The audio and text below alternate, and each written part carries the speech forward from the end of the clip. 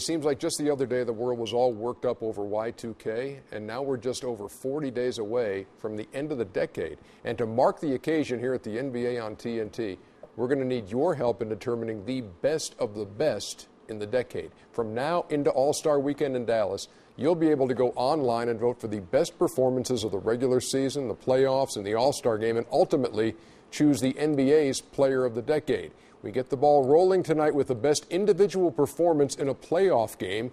And, fellas, we have 6 nominees, starting with Allen Iverson, Game 1 of the 2001 NBA Finals. Do you remember this one? 48 points in a 107-101 win over the Lakers. You know what the amazing thing about that? That's the only game they won. That was the only game he won. He had to have 48, but when he had a vicious 48, a vindictive 48, a 48 that made you say they might win this series or could win more than one game in this series because he was incredible. He had 30 in the first half, and they put Tyronn Lue on him for a while. Oh, no.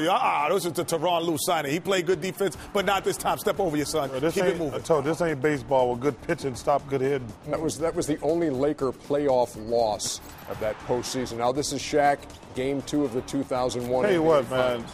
Shaquille O'Neal's the only guy I ever played against. I said, man, that's a big dude. I had a playoff record with 8 blocks in it. He nearly had a quad. That's amazing. Oh, Todd McCullough. Don't come in there with no milk. Yeah, okay. Good pass out. Derek Fisher. He had the assists, he had the rebounds going, he had Shaq the dunks going. Shaq was incredible in his day. Incredible.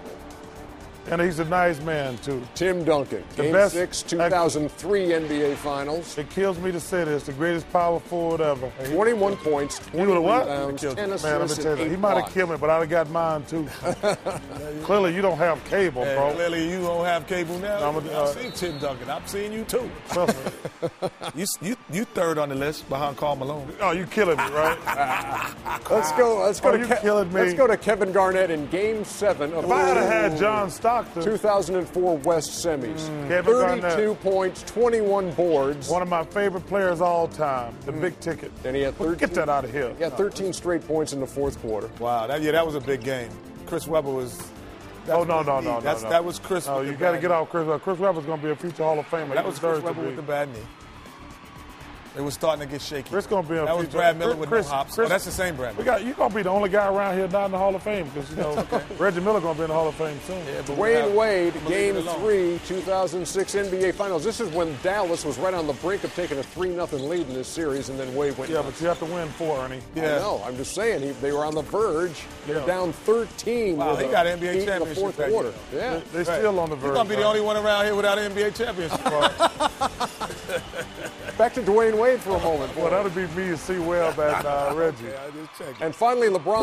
Hey, first of all, Ernie, I'm going to say this right here. Say it right now. That was the best performance I've ever seen in person. Yeah, that's the best. That was incredible right there. I mean, this one, when he had 30 points. He scored their last 25 points, 29 of their last 30. Come on, man. It was crazy. We were in the building there. Yeah. And we were in shock. We were really in shock. I had never seen a performance like that in my life. We were in shock as a bad coaching on the other side. Like, please make somebody else make a shot. Yeah. 48 points in a double overtime win. So that's the winner in my book. That's not even a contest. NBA.com/all-decade. Check out that website. AI's 48, though. Yeah, but let me tell you, that game, that was right there. That got them to the finals, you remember correctly. Yeah. So we need you all to vote. And, again, this is all leading up to All-Star Weekend in Dallas. It's going to be a lot of fun. A lot of different categories, and then the Player of the Decade. You know what's amazing? Allen had 30 at halftime. He only scored 18 in the second half. Only 18 and a half? He had 2 halves of 18. He had 36. That's still a lot of points. Well, we wouldn't be bragging about 36. We'd be bragging about 48.